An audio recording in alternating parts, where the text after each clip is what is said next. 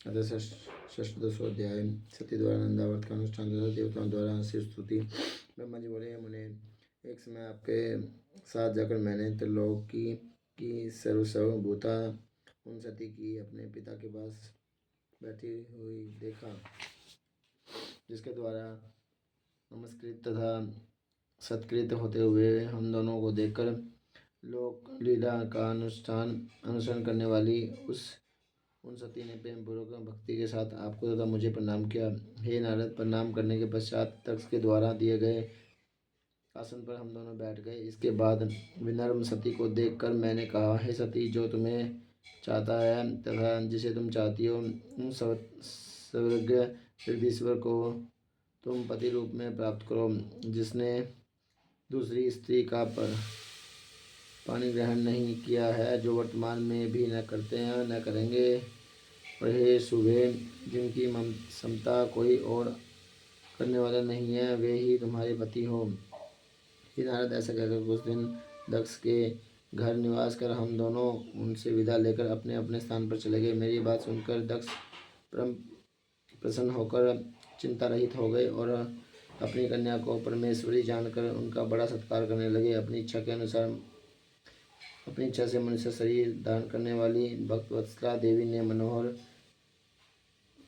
कामोचित विहार करके अपनी कौमारी व्यवस्था समाप्त की। अपनी तपस्या के प्रभाव से सर्वगम नोहरा उन सती ने धीरे धीरे बाल्यावस्था समाप्त कर युवावस्था को प्राप्त किया। लोकेश दक्ष प्रजापति उस कन्या को युवावस्था की प्राप्त हुई देखकर विचार करने लगे कि अपनी इस पुत्री को शिव के लिए किस प्रकार प्रदान करूं। इधर वे सती भी प्रतिदिन शिव को प्राप्त करने की इच्छा करने लगी। पिता के मनोभाव को जानकर वे माता के पास आई। विशाल बुद्धि वाली उन सती परमेश्वरी ने शंकर को प्राप्त करने की इच्छा से तप करने के लिए अपनी माता वृणी से आज्ञा मांगी। तब दृढ़ व्रत वाली वे सती माता की आज्ञा से महेश्वर की पति रूप में प्राप्त करने के लिए घर में ही तपस्या करने लगी। उन्होंने आश्विन मास की प्रत्येक नंदा तिथि, प्रतिपदा, षष्ठी और एकादशी में गुड़, भात तथा लवण से भक्तिपूर्वक हर का पूजन किया। इस प्रकार उस मास को बिता दिया। कार्तिक मास की चतुर्दशी को खीर तथा अपूप से शिव जी की आराधना कर वे उनका स्मरण करने लगी। वे मार्गशीर्ष के कृष्ण पक्ष की अष्टमी को यव, तिल तथा चावल सहित किलों से शिव जी का पूजन कर दिन बिताने लगी। वे सती पौष मास के शुक्ल पक्ष की सप्तमी तिथि को रात्रि में जागरण करके प्रातःकाल खिचड़ी से शिव का पूजन करने लगी। माघ की पूर्णिमा तिथि को रात्रि में जागरण कर प्रातःकाल भीगे कपड़े पहनकर वे नदी के किनारे शिव का पूजन करने लगी। फागुन कृष्ण चतुर्दशी को रात्रि में जागरण कर सब प्रहरों में बिल पत्र तथा बिल फल से शिव की विशेष पूजा करने लगी।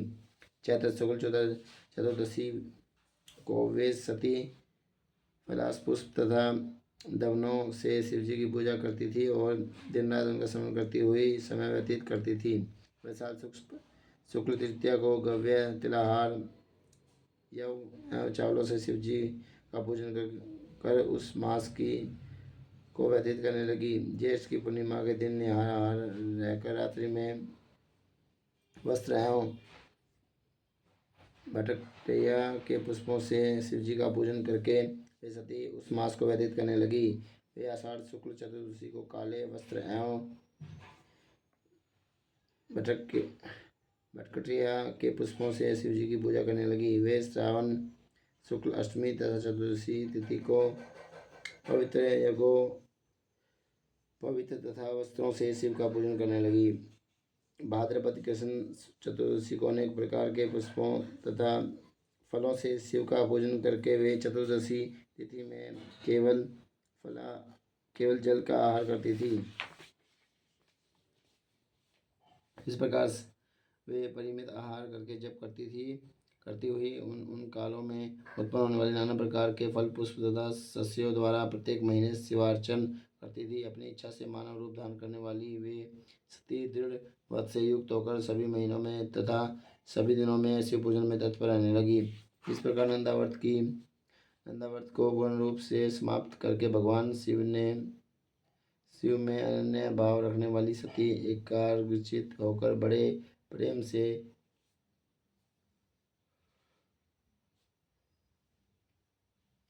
भगवान शिव का ध्यान करने लगी तथा उनके ध्यान में ही निश्चल भाव से स्थिर हो गई। हे मुने, इसी समय सब देवता और ऋषि भगवान विष्णु को तथा मुझको आगे करके सती की तपस्या देखने के लिए गए।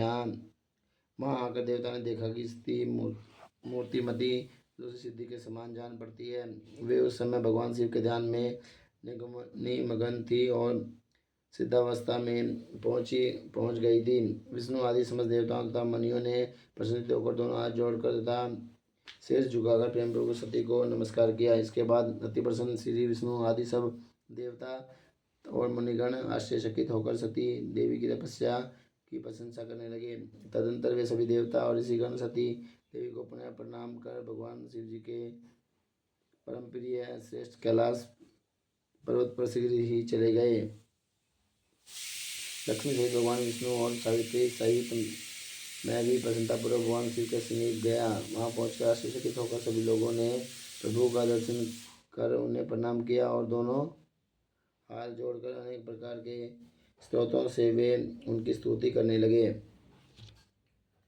देवता बोले, परम पुरुष महेश्वर परमेश्वर और महान आत्मा वाले सभी प्राणियों के आदि बीज वेतन स्वरूप प्रातपर ब्रह्मा स्वरूप निर्विकार और प्रकृति तथा पुरुष से परे उन आप भगवान को नमस्कार है, जिसने यह चराचर जगत उत्पन्न हुआ है, जो प्रपंच रूप से स्वयं सृष्टि स्वरूप है तथा जिनकी सत्ता से समस्त संसार भाषित हो रहा है, जिनके द्वारा यह जगत उत्पन्न हुआ है, जिनके अधीन यह समस्त जगत है, जिनका यह सब कुछ है, वो जो इस जगत के बाहर तथा भीतर व्याप्त हैं, जो निर्विकार और महाप्रभु हैं, जो अपनी आत्मा में ही इस समस्त विश्व को देखते हैं, उन स्वयंभू परमेश्वर को हम लोग नमस्कार कर रहे हैं, जिनकी दृष्टि कभी नहीं रुकती, जो प्रातपर सभी प्राणियों के साक्षी सर्वात्मा अनेक रूपों को धारण करने वाले आत्मस्वरूप परम ब्रह्मा तथा तप करने वाले हैं। हम लोग उनके शरण में आए हैं। देवता ऋषि तथा सिद्धि जिनके पद को नहीं जानते हैं, तो फिर अन्य प्राणी उनको किस प्रकार जान सकते हैं और किस प्रकार प्राप्त कर सकते हैं। जिनको देखने के लिए मुक्त संग साधुजन ब्रह्मचर्यादि व्रतों का आचरण करते हैं, वे आप हमारी उत्तम गति है। हे प्रभु, दुख देने वाले जन्मादि कोई भी विकार आप में नहीं होते, फिर भी आप अपनी माया से कृपापूर्वक उन्हें ग्रहण करते हैं। आश्चर्य में कर्म करने वाले उन आप परमात्मा को नमस्कार है। वाणी से सर्वथा परे आप परम ब्रह्मा परमात्मा को नमस्कार है। बिना रूप के होते हुए भी बहुत रूपों वाले प्रातपर अनंत शक्ति से समन्वित त्रिलोकपति सर्वसाक्षी तथा सर्वव्यापी को नमस्कार है। स्वयं प्रकाशमान निर्वाण सुख तथा संपत्ति स्वरूप ज्ञानात्मा तथा व्यापक आप ईश्वर को नमस्कार है। निष्काम कर्म के द्वारा प्राप्त होने वाले कैवल्यपति को नमस्कार है। ब्रह्म पुरुष परमेश्वर तथा सब कुछ देने वाले आप प्रभु को नमस्कार है।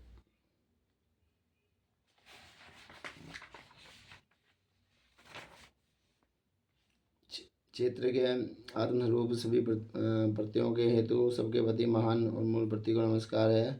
पुरुष परेश तथा सब कुछ प्रदान करने वाले आपको नमस्कार है। हे कारण रहित त्रिनेत्र पांच मुख वाले तथा सर्वदा ज्योति स्वरूप आपको नमस्कार है। सभी इंद्रियों और गुणों को देखने वाले आप परमात्मा को नमस्कार है। तीनों लोकों के कारण मुक्ति स्वरूप मोक्ष प्रदान करने वाले, शीघ्र ही शरणागत को तारने वाले, आगन्याय तथा आगम समक्ष के समुद्र परमेष्टि तथा भक्तों के आश्चर्य रूप आप प्रभु को नमस्कार है।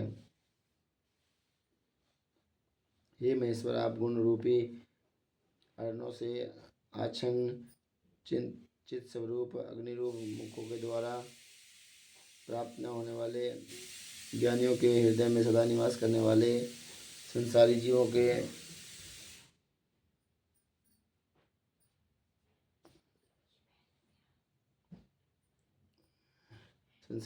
बंधन को काटने वाले, उत्तम भक्तों को मुक्ति प्रदान करने वाले, सप्रकाश स्वरूप, नित्य अव्यय निरंतर ज्ञान स्वरूप, प्रत्यक्ष दृष्टा अविकारी तथा परम ऐश्वर्य दान करने वाले हैं, आप प्रभु को नमस्कार है।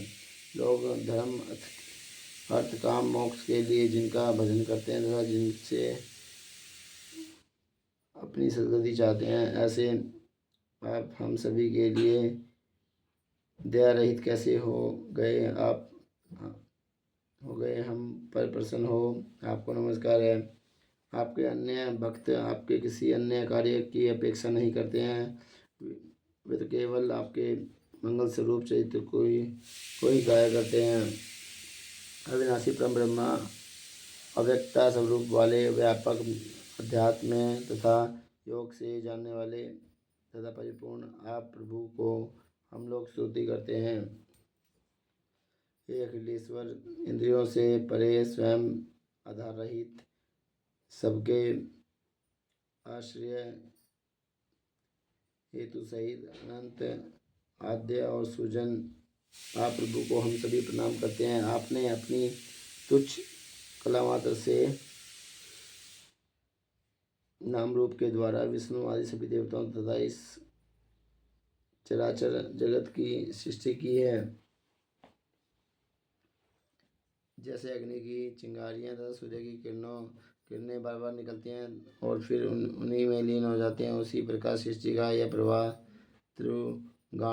त्रिगुणात्मक कहा जाता है। प्रभु, आप न देवता है, न सूर्य, न मनुष्य है, न पक्षी, न द्विज, न स्त्री है, न पुरुष है, न नपुंसक है,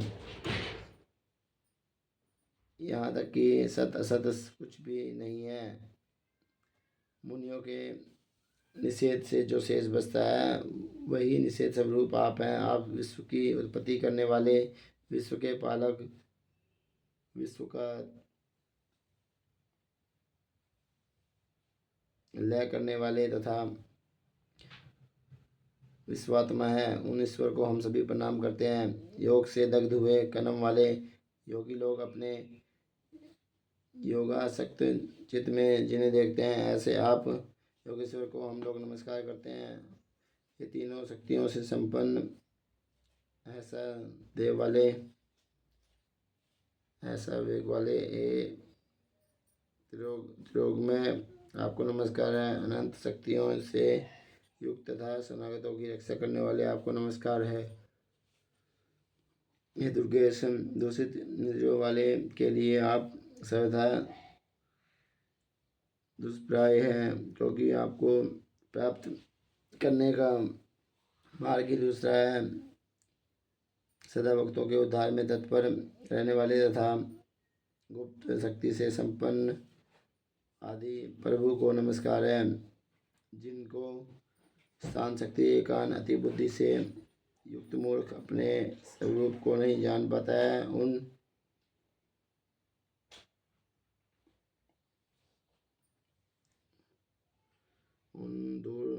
दूरते हैं महिमा वाले आप प्रभु को हम नमस्कार करते हैं। ब्रह्मा जी बोले, इस प्रकार महादेव जी की स्तुति करके मस्तक झुकाए हुए विष्णु आदि सभी देवता उत्तम भक्ति से युक्त हो प्रभु शिव जी के आगे चुपचाप खड़े हो गए।